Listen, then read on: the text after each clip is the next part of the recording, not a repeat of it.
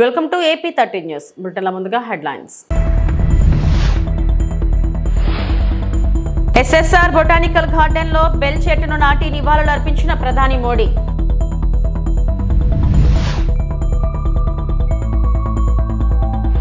June కల్లా Handrineeva project రెండో దశ పనులు పూర్తి, మంత్రి నిమ్మల రామానాయుడు.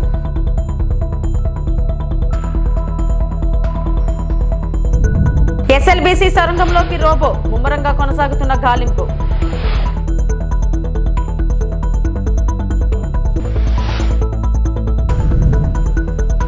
మారిషస్లోని పోర్ట్ లూయిస్లోని Sir Seewoosagur Ramgoolam botanical garden ను ప్రధానమంత్రి నరేంద్ర మోడీ సందర్శించారు. అక్కడ ఆయన పుష్పగుచ్చం ఉంచి పవిత్రమైన బెల్ చెట్టును నాటారు. ఈ సంకేత సంజ్ఞ భారతదేశం మరియు మారిషస్ మధ్య లోతైన పాతుకుపోయిన సంబంధాలను హైలైట్ చేస్తుంది. ఆయనతో పాటు మారిషస్ ప్రధానమంత్రి నవీన్ రామ్ గులాం కూడా ఉన్నారు. ఇది రెండు దేశాల మధ్య బలమైన దౌత్య మరియు సాంస్కృతిక సంబంధాన్ని ప్రతిబింబిస్తుంది. बहुत करीबी संबंध रखता है भारत और मॉरिशस के इतिहास को सम्मान देता है भारत। और सर शिव सागर रामगुलम को श्रद्धांजलि अर्पित की है प्रधानमंत्री ने। ये प्रधानमंत्री का मॉरिशस का दौरा जो 2015 में पहला दौरा, जिसके बाद अब दूसरे दौरे राजकीय दौरे के तहत प्रधानमंत्री पहुंचे हैं मॉरिशस। पोर्ट लुइस के इस सर शिव सागर रामगुलम बोटैनिकल गार्डन में सर शिव सागर को नमन करते हुए, पुष्पांजलि अर्पित करते हुए और भारत के करोड़ों देशवासियों की ओर से उन्हें श्रद्धांजलि अर्पित करते हुए प्रधानमंत्री नरेंद्र मोदी मॉरिशस के इस सर शिव सागर रामगुलम बोटैनिकल गार्डन में। हर देश का अपना एक इतिहास होता है और इस इतिहास को जब दूसरे देश मान्यता देते हैं तो ये देश के लिए भी गौरव की बात होती है। और मॉरिशस के इतिहास की बात करें तो 1948 में ही हमने मॉरिशस को स्वीकार कर लिया था। हालांकि ब्रिटिश उपनिवेशवाद से मॉरिशस को आज़ादी 1968 में जाकर मिली थी और उसके बाद से लगातार मॉरिशस के साथ भारत हमेशा खड़ा रहा है, हर मुश्किल में साथ खड़ा रहा है, चाहे वह प्राकृतिक आपदा की बात हो या कोविड जैसे काल की बात हो। हर मुश्किल में भारत मॉरिशस को अपना करीबी मित्र समझते हुए उनके साथ खड़ा रहा है। और प्रधानमंत्री नरेंद्र मोदी के इस दौरे में भी हमने देखा है कि जिस तरह प्रधानमंत्री के आगमन पर उनका स्वागत करने के लिए स्वयं प्रधानमंत्री और 200 से अधिक बहुत महत्वपूर्ण शख्सियतें वहां पहुंची, वो ये दिखाता है कि प्रधानमंत्री नरेंद्र मोदी का मॉरिशस में ये कार्यक्रम मॉरिशस के लिए भी बहुत सम्मान की बात है। इसे बहुत सम्मानीय नजरों से मॉरिशस भी देखता है क्योंकि कल यानी హంద్రీనీవా ప్రాజెక్ట్ రెండో దశ పనులను 2025 జూన్ కల్లా పూర్తి చేస్తామని జలవనరుల శాఖ మంత్రి నిమ్మల రామానాయుడు స్పష్టం చేశారు. శాసనసభలో సభ్యులు అడిగిన ప్రశ్నలకు ఆయన సమాధానమిచ్చారు. గత తెలుగుదేశం ప్రభుత్వం 2014 నుండి 19లో హంద్రీనీవాకు 5,000 కోట్లు ఖర్చు చేస్తే 2019-24 వైసీపీ పాలనలో 500 కోట్లే ఖర్చు చేశారని వెల్లడించారు. వైసీపీ ప్రభుత్వం హంద్రీనీవా కరెంటు బిల్లులు కూడా చెల్లించకుండా బకాలు పెట్టిందని విమర్శించారు. హెచ్ఎన్ఎస్ఎస్ పనులను త్వరగా పూర్తి చేసేందుకు బడ్జెట్లో భారీగా నిధులు కేటాయించినట్లు వివరించారు. హెచ్ఎన్ఎస్ఎస్ హంద్రీనీవా ఏదైతే ఉందో మరి మొత్తం 700 కిలోమీటర్ల పొడవున దగ్గర 70 లిఫ్ట్ల పైబడి ఉన్నటువంటి ఈ హెచ్ఎన్ఎస్ఎస్ అనేది యొక్క రాయలసీమకి ఒక లైఫ్ లైన్ లాంటి ప్రాజెక్ట్ అధ్యక్ష. అందుచేతే ఆ రోజు కానీ ఈ రోజు కానీ ఎప్పుడు కూడా చంద్రబాబు నాయుడు గారు ఈ హెచ్ఎన్ఎస్ఎస్కి అత్యంత ప్రాధాన్యత ఇస్తున్న విషయాన్ని కూడా మరి ఈ సందర్భంగా ముందుగా మీకు కూడా గుర్తు చేస్తూ మరి అందులో కూడా పర్టికులర్గా మరి ఏదైతే ఈ హెచ్ఎన్ఎస్ఎస్కి సంబంధించి మరి ఈ బడ్జెట్లో కూడా పెద్ద ఎత్తున దగ్గర 3,040 కోట్ల రూపాయలు మరి అత్యధికంగా హెచ్ఎన్ఎస్ఎస్కి అంటే కరెంటు బిల్లులతో సహా కలిపి ఈరోజు మరి ఇక నిధులు ఈ బడ్జెట్లో కేటాయించారని అంటే ఈ హంద్రీనీవా ప్రాజెక్టు పూర్తి చేయడం మీద హంద్రీనీవా ద్వారా మరి ఏదైతే అత్యంత వెనకబడినటువంటి కర్నూలు, అనంతపురం, చిత్తూరు ఉమ్మడి జిల్లాలకు సంబంధించినటువంటి రైతాంగానికి సాగునీరు, త్రాగునీరు అందించడంలో ఈ యొక్క ప్రభుత్వం యొక్క కృతనిశ్చయం అనేది అర్థమవుతున్నటువంటి పరిస్థితి అధ్యక్ష. ఏదైతే ఇప్పుడు గౌరవ సభ్యులు అడిగినటువంటి విధంగా హెచ్ఎన్ఎస్ఎస్కి సంబంధించి మరి యొక్క లైనింగ్ అండ్ వైండింగ్ సంబంధించినటువంటి పనులు సంబంధించి మరి యొక్క హెచ్ఎన్ఎస్ రెండవ దశ అంటే 216.3 కిలోమీటర్ల నుంచి 400.5 కిలోమీటర్ల వరకు ఏదైతే జీవో అంటే 3/12/24 జీవోని తీసుకొచ్చి 936 కోట్ల రూపాయలతోటి మరి యొక్క హెచ్ఎన్ఎస్ఎస్ మరి సెకండ్ ఫేజ్ కు సంబంధించి పనుల్ని టెండర్లు పిలిచి 2025 జూన్ కల్లా కంప్లీట్ చేసేటువంటి విధంగా ఒక 5 ప్యాకేజీలుగా ఈ పనులను విభజించి మరి ఆల్రెడీ వర్క్ ఆర్డర్స్ కూడా ఇవ్వడం జరిగింది అధ్యక్ష. ఈ యొక్క పనులు ఏవైతే ఉన్నాయో ఇవి కూడా ఆల్రెడీ మరి పురోగతిలో ఉన్నటువంటి విషయాన్ని కూడా ఈ సందర్భంగా తెలియజేసుకుంటున్నాను అధ్యక్ష. ఈ రకంగా అంటే ఈ యొక్క పనుల్ని పురోగతిలో పెట్టడం ద్వారా రేపు 2025 జూన్ కల్లా పనులు పూర్తి చేయాలనేటువంటి లక్ష్యంతో చంద్రబాబు నాయుడు గారు ఇచ్చిన లక్ష్యంతో పనిచేయడం ద్వారా ఈ యొక్క 216 కిలోమీటర్ జీడిపల్లి దగ్గర అంటే ప్రజెంట్ చూస్తే ఇప్పుడు కేవలం 1200 క్యూసెక్కులు మాత్రమే ఇప్పుడు నీరు ఇవ్వగలుగుతున్నాం అధ్యక్ష. ఏవైతే ఈ యొక్క హెచ్ఎన్ఎస్ఎస్ ఈ పనులు కనుక మనం పూర్తయినట్లయితే ఈ 1200 క్యూసెక్కుల స్థానంలో 2200 క్యూసెక్కుల నీరు వచ్చేటువంటి పరిస్థితి అధ్యక్ష. అంటే ఇప్పుడు ఉన్నటువంటి నీటి కంటే కూడా డబల్ నీటిని మనం ఏదైతే హెచ్ఎన్ఎస్ఎస్ సెకండ్ ఫేజ్ లో మనం ఇవ్వగలుగుతూ ఉన్నామో అని అంటే మరి పెద్ద ఎత్తున మరి ఏదైతే ఆ యొక్క పరిసర ప్రాంతాల్లో ఉన్నటువంటి నియోజకవర్గాలకి మరి నీటి సాగునీరు త్రాగునీరు ఏ విధంగా ఇస్తున్నాం అనేది అర్థం అవుతున్నటువంటి పరిస్థితి అధ్యక్ష. మరి అదేవిధంగా ఏదైతే మరి ఈ లైనింగ్ ద్వారా కూడా మరి పెద్ద ఎత్తున అంటే జలాలు కూడా అంటే మేము కొంతమంది అపోహలు కూడా ఉన్నాయి. అదైతే ఈ యొక్క మెయిన్ కెనాల్ మరి లైనింగ్ ద్వారా మరి ఏదైనా భూగర్భ జలాలు తగ్గేటువంటి పరిస్థితి ఉందనంటే మరి ఖచ్చితంగా ఏదైతే ఆ యొక్క నియోజకవర్గాలకు సంబంధించి చెరువులు ఏవైతే ఎక్కడెక్కడ ఉన్నాయో ప్రతి చెరువులకి కూడా ఈ మెయిన్ కెనాల్ నుంచి ఓటీలు తీసుకుని తద్వారా ప్రతి చెరువుని కూడా నింపేటువంటి బాధ్యత తీసుకోవాలని చెప్పేసి కూడా ఇరిగేషన్ శాఖ తీసుకోవడం, దానికి సంబంధించిన ఎస్టిమేషన్ కూడా ప్రిపేర్ చేసుకోమని చెప్పడం జరిగింది అధ్యక్ష. అంచేత ఈ పనుల్లోనే ఈ మెయిన్ కెనాల్ నుంచి ఓటీల ద్వారా అన్ని చెరువులు కూడా ఆ నియోజకవర్గాల్లో నింపడం జరుగుతుంది అధ్యక్ష.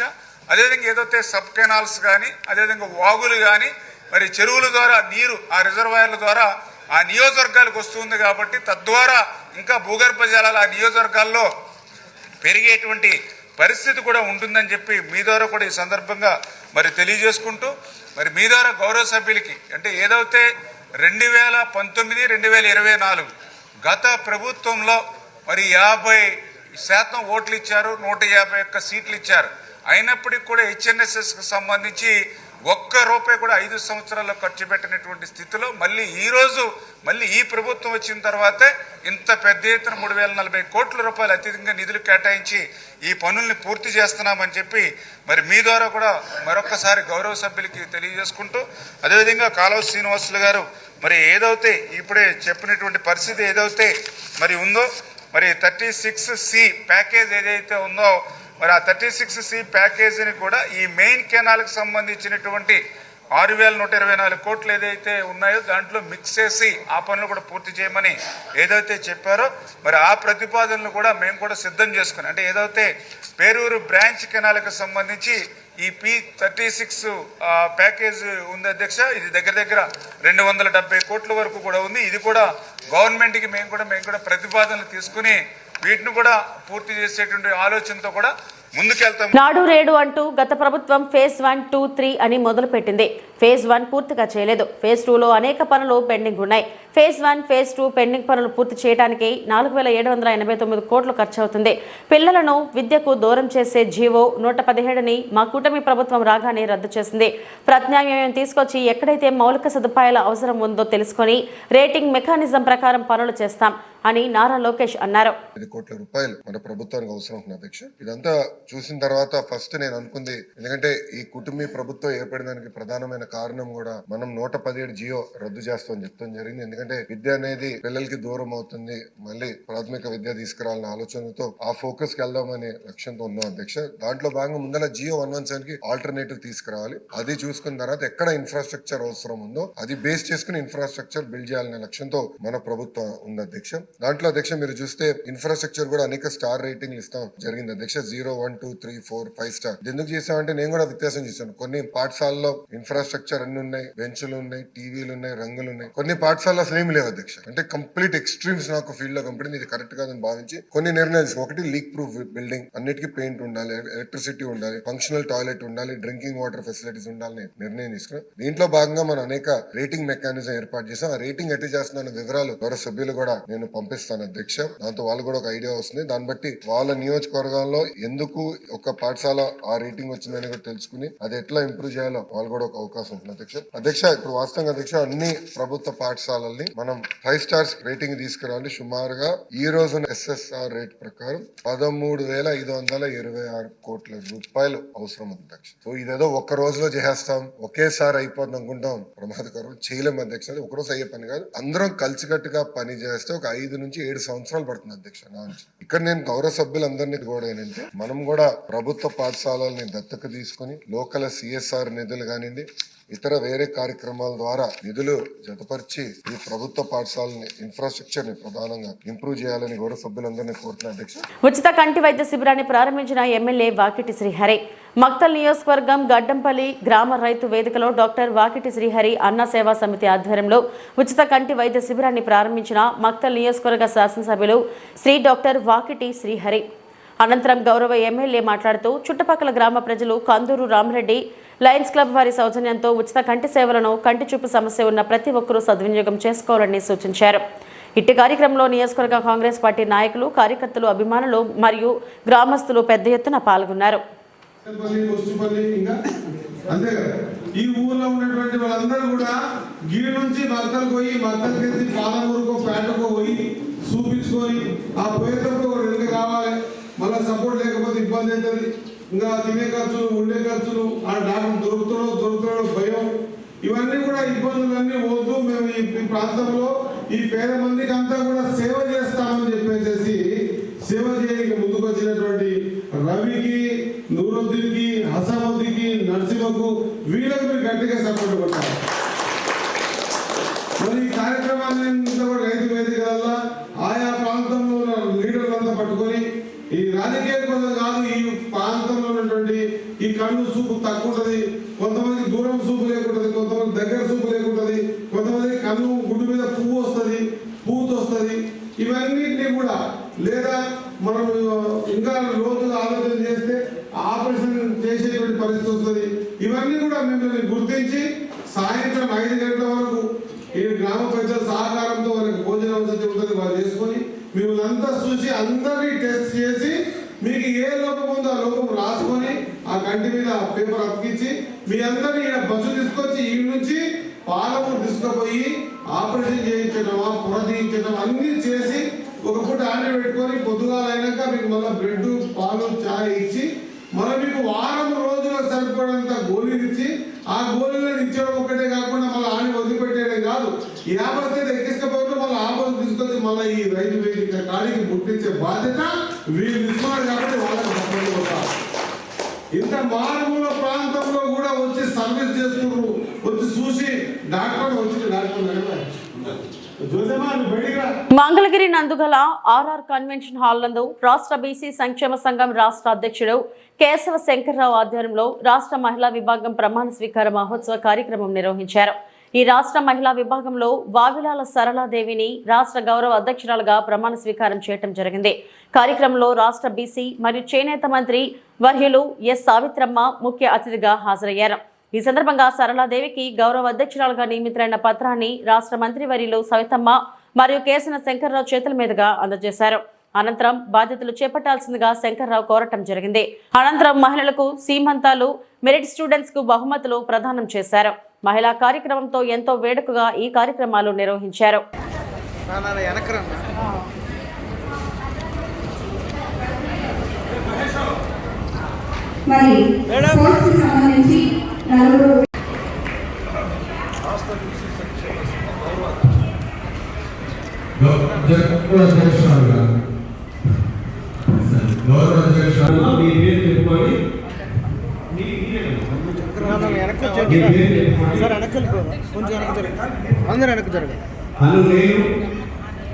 ఆంధ్రప్రదేశ్ బీసీ సంక్షేమ సంఘం రాష్ట్ర అధ్యక్షులు గౌరవనీయులు శ్రీ కేశవ శంకరరావు గారి నాయకత్వంలో ఆంధ్రప్రదేశ్ రాష్ట్ర బీసీ సంక్షేమ సంఘం నూతన కార్యవర్గంలో రాష్ట్ర అధ్యక్షురాలుగా బాధ్యతలు స్వీకరిస్తూ ప్రమాణం చేస్తున్నాను. నేటి నుండి రాష్ట్ర నాయకత్వం నాకు అప్పగించిన బాధ్యతలను పూర్తి స్థాయిలో నిర్వహిస్తూ రాష్ట్రంలో బీసీ సంక్షేమ సంఘ అభివృద్ధిని లక్ష్య సాధనకు నా వంతు కృషి చేస్తానని ప్రారంభేశాలకు అతీతంగా రాష్ట్రంలోని వెలువడిన తరగతుల వారి సమస్యల పట్ల రాజ్యాంగబద్ధమైన విషయాల పట్ల అవగాహన పెంచుకొని వారికి నిరంతరం అందుబాటులో ఉంటూ సమాజ నిర్మాణానికి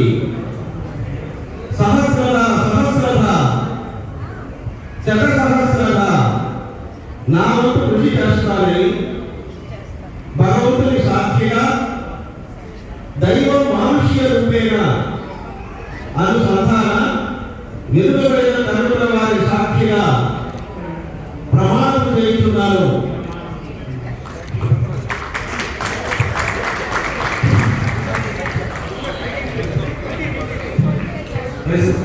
ఏలూరు జిల్లా నూజివీడు నియోజకవర్గం నూజివీడు జనసేన పార్టీ ఆధ్వర్యంలో జరిగిన కార్యకర్తల సమావేశంలో ఈ నెల 14న జరిగే జనసేన పార్టీ 12వ ఆవిర్భావ సభ చలో పిఠాపురం వాల్ పోస్టర్ని ఏలూరు పార్లమెంట్ సమన్వయకర్త ఆర్టీసీ జోనల్ చైర్మన్ ఏలూరు నియోజకవర్గం ఇన్ఛార్జ్ రెడ్డి అప్పలనాయుడు మరియు నూజివీడు నియోజకవర్గ జనసేన పార్టీ సమన్వయకర్త బర్మా ఫణిబాబు చేతుల మీదుగా వాల్ పోస్టర్ని ఆవిష్కరించడం జరిగింది.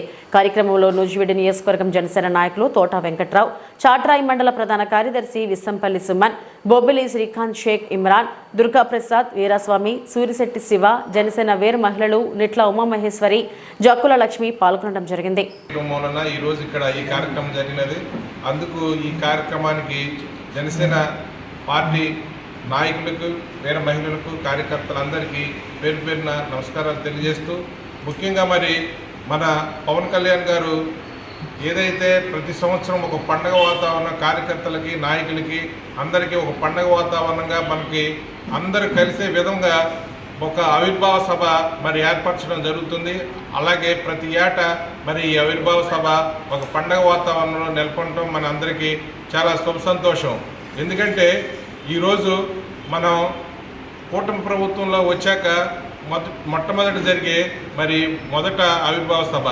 ఈ సభని మరి కార్యకర్తలు, నాయకులందరూ మరి విలేజ్ల్లో మరి తిరిగి మరి కార్యకర్తలను అందరినీ సమయపరిచి మరి రేపు జరగబోయే 14వ ఆవిర్భావ సభకి మరి భారీగా తరలి రావాలని, మరి అక్కడ అది చూసి మరి యావత్ రాష్ట్రము, దేశం కూడా ఒక నివిరిపోయే వాతావరణం వచ్చే విధంగా ఉండాలని మరి ఈ సభ దేవుని దయ వల్ల మరి మన పవన్ కళ్యాణ్కి మంచి ఆరోగ్యం ఇస్తూ మరి ఈ సభ విజయవంతం చేయాలని ప్రతి కార్యకర్త మనస్ఫూర్తిగా కోరుకోవాలని ఈ సందర్భంగా తెలియజేస్తుంది.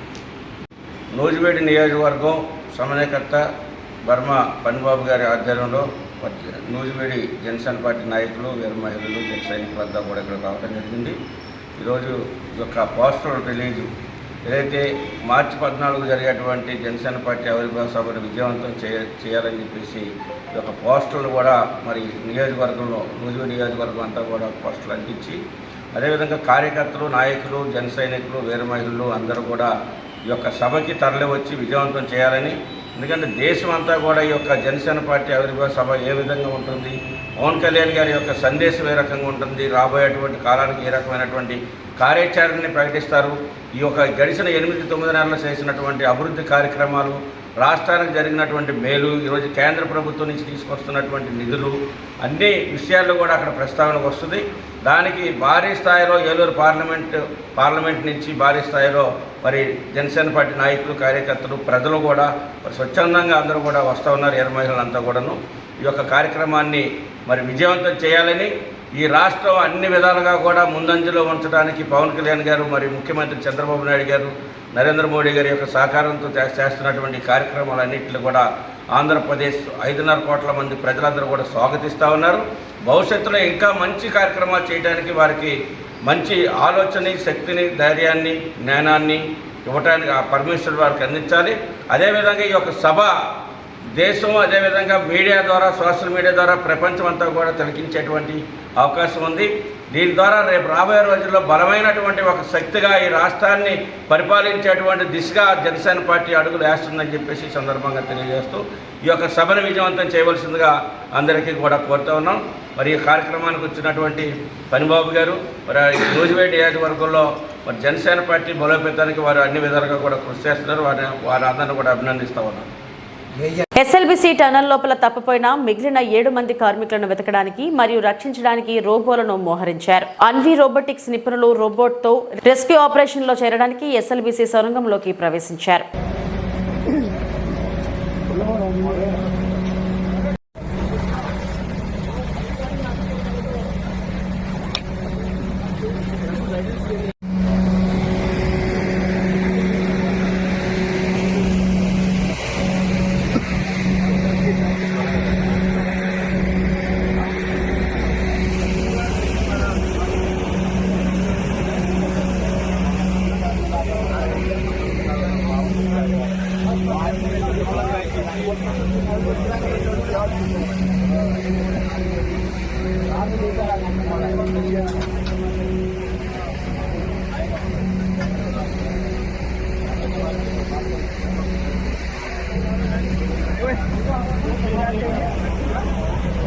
కదులుతున్న రైలు కిటికీ పట్టుకుని వేలాడుతూ ఓ యువకుడు ప్రమాదకర స్టంట్ చేశాడు. ఆ తర్వాత రైలు వేగం తగ్గాక నేలపై దిగబోయి వెనక్కి పడిపోయాడు. ఈ ఘటన యూపీలోని కాస్గంజ్, కాన్పూర్ స్టేషన్ల మధ్య జరిగింది. ఈ వీడియో సోషల్ మీడియాలో వైరల్ కాగా యువకుడిని పోలీసులు అదుపులోకి తీసుకున్నారు.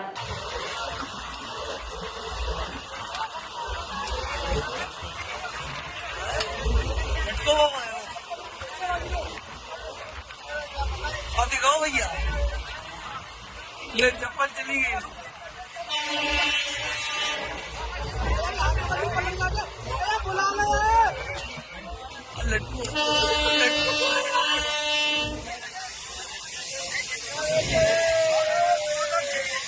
चंबलिंग करते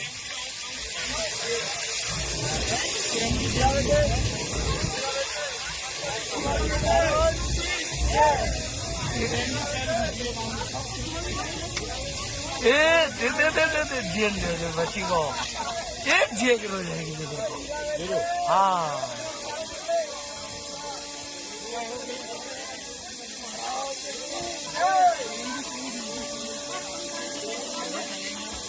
డాక్టర్ బిఆర్ అంబేద్కర్ కోనసీమ జిల్లా అమలాపురం రూరల్ మండలం సమనస గ్రామ పంచాయతీ రాంగాపురం గ్రామంలో ఇటీవల జరిగిన అగ్ని ప్రమాదానికి సర్వం కోల్పోయిన సత్తాల చింతాలు కుటుంబానికి జిల్లా ఇండియన్ రెడ్ క్రాస్ సొసైటీ అధ్యక్షులు మరియు జిల్లా కలెక్టర్ ఆర్ మహేష్ కుమార్ ఆదేశాల మేరకు జిల్లా Indian red cross society chairman Korukonda Satyanarayana చేతుల మీదుగా వంట సామాగ్రి, ఐజీని కిట్, టార్పలిన్, కూరగాయలు, బియ్యం, బట్టలు, బ్లాంకెట్ అందించడం జరిగింది. కార్యక్రమంలో రెడ్ క్రాస్ సభ్యులు ఆదిత్య కిరణ్, గ్రామ సర్పంచ్ పరమట శ్యామ్ కుమార్, మాజీ సర్పంచ్ నడింపల్లి ఉదయబాబు, రెడ్ క్రాస్ సభ్యులు కుంచె స్వర్ణలత తదితరులు పాల్గొన్నారు.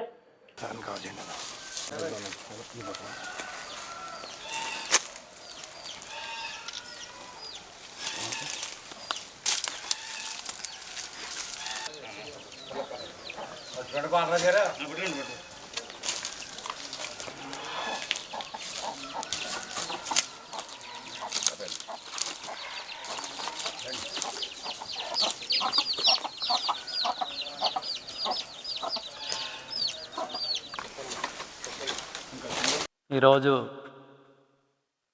మరి మా గ్రామంలో నిన్న దురదృష్టకరమైన సంఘటన జరిగింది. మరి అత్యంత పేదవారైనటువంటి 2 వ్యక్తుల యొక్క మరి తాటాకిల్లులు కాలిపోవటం, అందులో ఉన్నటువంటి సమస్తం కూడా వాళ్ళు కోల్పోవడం జరిగింది. ఆ సందర్భాన్ని పురస్కరించుకుని మరి రెడ్ క్రాస్ సంస్థ చైర్మన్ గారు మరియు సభ్యులు అందరూ కూడా మరి ఆ కుటుంబాన్ని ఆదుకోవటానికి ఈ కార్యక్రమానికి ఇచ్చేశారు. వారికి ప్రత్యేకమైన కృతజ్ఞతలు తెలియజేసుకుంటున్నాం, వారి కుటుంబం తరపున, మా గ్రామం తరపున కూడా. అంతేకాకుండా మరి ఇక్కడ ఉన్నటువంటి ఈ పరిసర ప్రాంతాల్లో ఉన్నటువంటి ఈ ప్రజా సంఘాలు కానీ, అలాగే పొలిటికల్ పార్టీస్ని కానీ, అలాగే స్వచ్ఛంద సేవా సంస్థలను కానీ, గ్రామ సర్పంచ్గా నేను రిక్వెస్ట్ చేస్తూ ఉన్నాను. అత్యంత నిరుపేద కుటుంబం, మరి ఆ కుటుంబాన్ని అందరూ కూడా ఎవరికి తోచిన స్థాయిలో వారు అందరూ కూడా మరి ఆదుకుని వాళ్ళని నిలబెట్టవలసిన బాధ్యత మనందరిపైన ఉంది. మరి అందు గురించి ప్రతి ఒక్కరు కూడా సహకరించాలని చెప్పి మరి ఈ సందర్భంగా కోరుతా ఉన్నాను. అలాగే గ్రామంలో ఉన్నటువంటి యువతని కూడా మరి వారి కుటుంబాన్ని మీకు తోచిన స్థాయిలో మీరు ఏం చేయగలిగితే అది యువతను కూడా కోరుతా ఉన్నాను. అలాగే ఇక్కడ మహిళా సంఘాలు కూడా ఉన్నాయి గ్రామంలో. మహిళా సంఘాలను కూడా మీరు కోరుతా ఉన్నాను. వాళ్ళు కూడా మన కుటుంబ సభ్యులు అనుకుని మనకు తోచిన సాయం మీ మహిళా సంఘాల ద్వారా కూడా తప్పనిసరిగా వాళ్ళని ఆదుకోవాలని చెప్పి మరి ఈ సందర్భంగా తెలియజేస్తా ఉన్నాను. అలాగే గ్రామ సర్పంచ్గా నేను కూడా ఆదుకుంటాను. 2-3 రోజుల్లో నేను చేస్తానని చెప్పను కానీ చేస్తాను. గ్రామ పంచాయతీ రంగాపురం చివరి బాబునగర్లో నిన్న అగ్నిపర్వం జరిగింది. డాక్టర్ బాబాసాహెబ్ అంబేద్కర్ కోనసీమ జిల్లా రెడ్ క్రాస్ చైర్మన్గా పూర్వంలో సత్యనారాయణ, ఢిల్లీ నారాయణ అంటారు. ప్రెసిడెంట్ గారు జిల్లా కలెక్టర్ గారి ఆదేశాల మేరకు ఏదైతే అగ్నిపర్వం జరిగిందో వారికి ఆర్థిక సహాయం ఏదో చేయాలని రెడ్ క్రాస్ తరపు నుంచి మేము చేయడం వచ్చాం. ఇక్కడ మాకు ప్రెసిడెంట్ గారు, ఎక్స్ ప్రెసిడెంట్ గారు, సర్పంచ్ గారు, అలాగే మా రెడ్ క్రాస్ సభ్యులందరూ ఇక్కడ దీనికి సహకరించడానికి వచ్చారు. మేము చెప్పేది ఏంటంటే రెడ్ క్రాస్ సంస్థ అనేది ఎక్కడైతే ఆపద ఉంటుందో అక్కడ ఆదుకోవడానికి ప్రప్రథమంగా ముందంజలో ఉంటుంది. నేను ఇక్కడ ఉన్న ప్రెసిడెంట్ గారిని అయితేనేమి, గ్రామస్తులు అయితేనేమి వీళ్ళందరినీ అప్పీల్ చేయడం కూడా జరిగింది. మీరందరూ రెడ్ క్రాస్ సహకరించండి.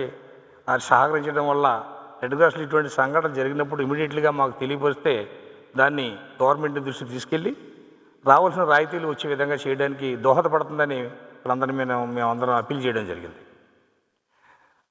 ఫైర్ యాక్సిడెంట్ అనేది సాధారణంగా పాపం సర్వం కోల్పోతారు. ఏ యాక్సిడెంట్ అని అయితే చాలా వరకు మిగిలితే కానీ ఫైర్ యాక్సిడెంట్ అనేది వారికి ఏమీ మిగలం. అందుచేత మానవతా దృక్పథంతో మనిషిగా జీవించాలి, ఒకరికి సహాయం చేయాలని ఆదురతతోటి అందరూ ఇక్కడ అందరినీ అప్పీల్ చేసాం. మీరు చేయవలసింది చేయండి. మేము కూడా రెడ్ క్రాస్ తరపు నుంచి మేము చేయవలసింది మేము చేసాం.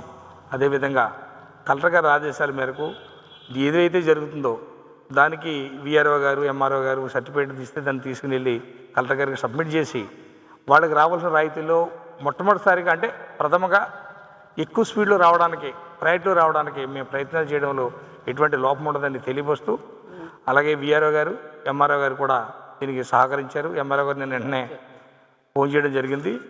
అలాగే ప్రెసిడెంట్ గారు, ఎక్స్ సర్పంచ్ గారు నిన్న మరి రెడ్ క్రాస్ కూడా తెలియపరచడం జరిగింది. అందుచేత మీరందరూ రెడ్ క్రాస్ని ప్రోత్సహించండి. రెడ్ క్రాస్ జాయిన్ అయ్యి రెడ్ క్రాస్ సహకరిస్తే మరిన్ని కార్యక్రమాలు చేయడానికి దోహదపడుతుందని తెలియపరుస్తున్నాను. జై హింద్. ఇప్పటివరకు నా బులెటిన్ అప్డేట్స్. నమస్తే.